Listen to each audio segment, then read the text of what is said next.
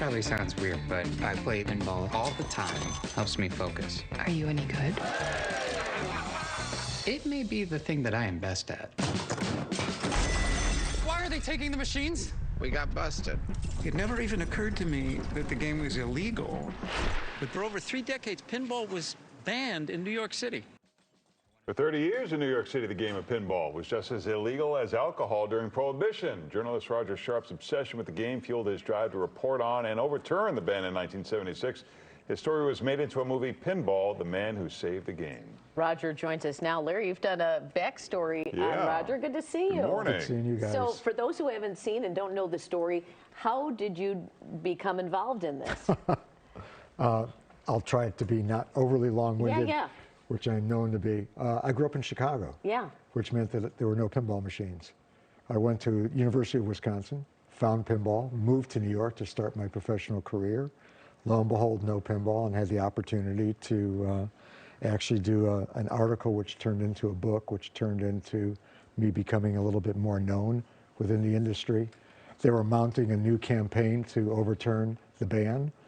And why was it banned in the first place? Mayor Fiorello LaGuardia needed to find some type of opportunity to get into the media and thought that pinball would be a great target to kind of throw back the reins on children potentially spending their lunch money and games being thought of as being gambling and not skill-based, which is where I came in to So show that they were skilled. This comes down to you trying to put on this exhibition to prove them wrong. Can you kind of explain what that means? Yeah, I mean, the New York State Association called me in and asked if I would testify as well as potentially play and demonstrate that pinball was a game of skill. I had some mad skills back then when I was much younger, and went into the courtroom, and the city council was all there watching, and then lo and behold, and there's a famous shot and picture, and we did it in a movie as well, of me demonstrating and calling my shot to show that the game was a game of skill. Wow. And so now this has become a full-fledged movie. It has, amazingly. This is video here. Look at this one's an old one that we looked at, Roger. What year was that one? That's from 1871. It's the first game ever patented, called Improvements in Bagatelles by Montague Redgrave, and we were down in, I can't even call it my man cave, one of my pinball rooms at home. Yeah, and we saw one there with a cowboy on it, and that's you. That is me, sharpshooter. You designed it. Yeah. So is pinball still a thing in this age of video games? Do kids still really enjoy it? Yeah, I mean, there's been an upsurge. Chicago is still really the capital for pinball. You have Stern out in Elk Grove, which is the major manufacturer, Chicago Gaming, American Pinball, Jersey Jack, and right now there has been an increase in the number of leagues, tournaments, events, and activities, and more people are discovering or rediscovering, if you will, the wonders and marvels of pinball. And when you say it's a game of skill, what do you mean by that? For the average person who just plays a random game, they're just hitting the ball, hitting the ball, hitting the ball.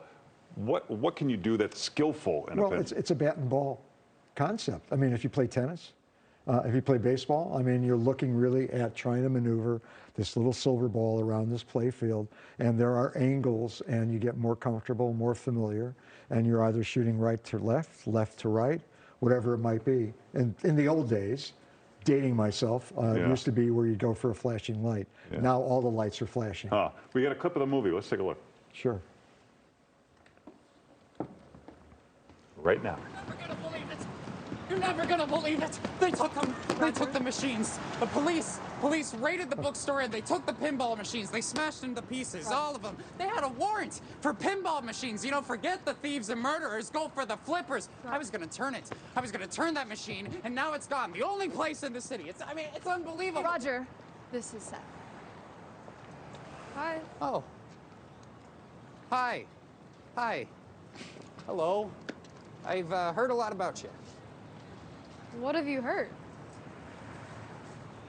That really happened? Yeah.